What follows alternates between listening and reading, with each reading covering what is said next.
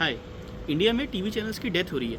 पिछले 3 साल में 50 से ज़्यादा चैनल्स इंडिया में बंद हो गए हैं। इसमें बड़े बड़े चैनल शामिल हैं। For example ABP news HD हो गया, एनडीटीवी गुजरात हो गया and so on.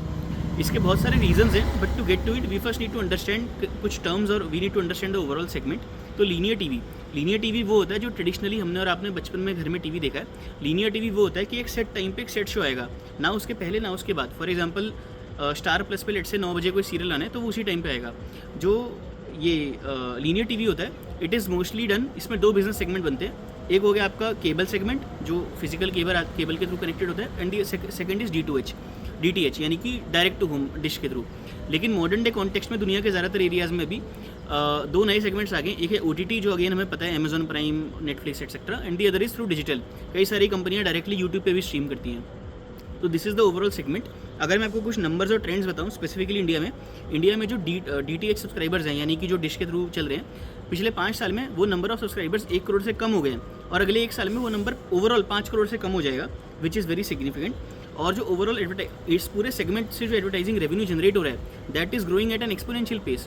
But India में स्पेसिफिकली जो टीवी से रेवेन्यू आ रहा है एड का, दैट इज़ डी ग्रोइंग। तो this is again a cause of concern, and because of this reason बहुत सारे चैनल अब अनइकोनॉमिकल बन गए हैं। तो कई सारे चैनल, अब ज़्यादातर चैनल्स के पास 2-3 स्ट्रेटजी हैं।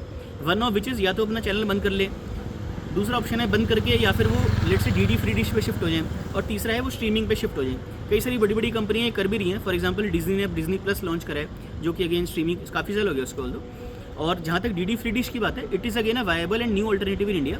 उसमें क्या है, कंपनियों को सस्ता पड़ता है, वो अपना चैनल डायरेक्टली DD के थ्रू राउट कराती हैं। कस्टमर को भी उस केस में कंपनी को चैनल देखने के लिए पैसा नहीं पे करना पड़ता, और DD जो एज अ ब्रांड है भारत सरकार को भी रेवेन्यू जनरेट होता है। तो it is a win win for everyone.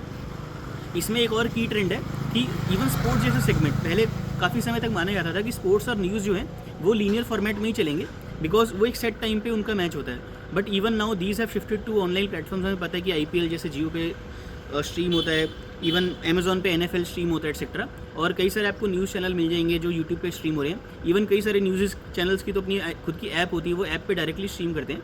तो I mean there is a lot of happening right now going on in all of these segments.